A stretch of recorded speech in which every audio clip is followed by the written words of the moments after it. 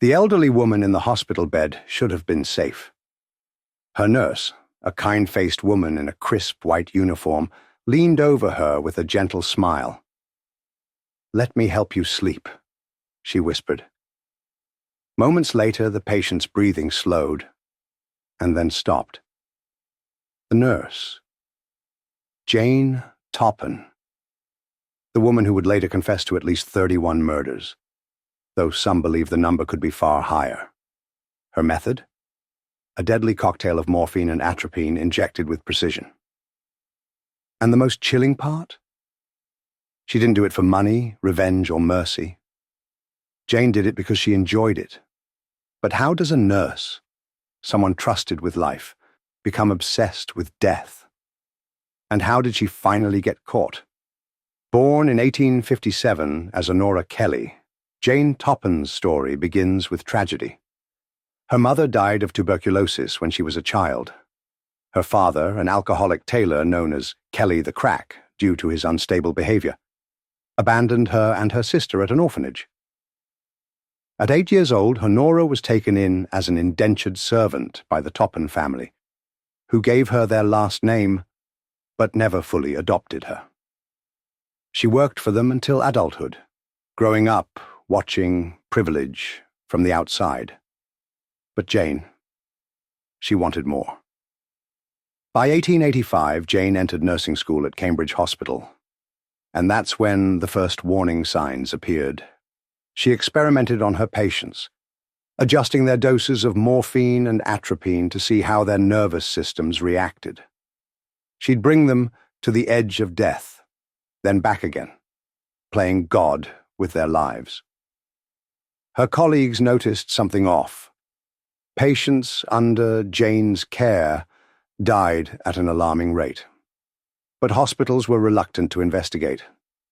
Back then, medicine was a world of prestige, and exposing corruption wasn't in their best interest.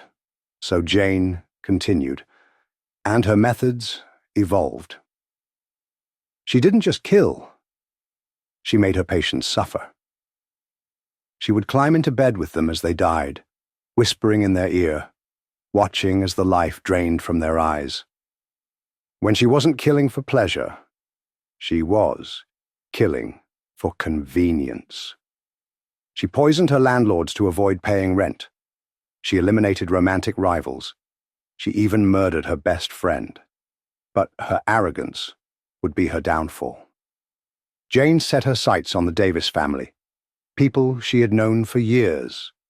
One by one, she poisoned them. First the mother, then her 2 daughters. When she moved in with the surviving sister, she laced her meals with arsenic. But this time, Jane had been too brazen. A family physician grew suspicious. Too many healthy people were dropping dead in Jane's presence. When he ordered toxicology tests on the last victim, the results were undeniable. Poison. The news started to spread. Headlines read, "Nurse arrested for serial murders." Police exhumed more bodies. The pattern was clear. Jane was arrested, and during questioning, she made a chilling confession. "I have killed 31 people, and I enjoyed it." At her trial in 1902, Jane pleaded insanity. The jury agreed. Instead of prison, she was sent to the Taunton Insane Hospital, where she spent the rest of her life. She reportedly told doctors that her goal had been to kill more people than anyone in history.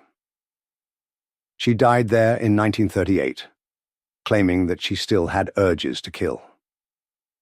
Jane Toppan's case was a wake-up call. Hospitals needed oversight, medical professionals weren't beyond suspicion, and trust could be deadly.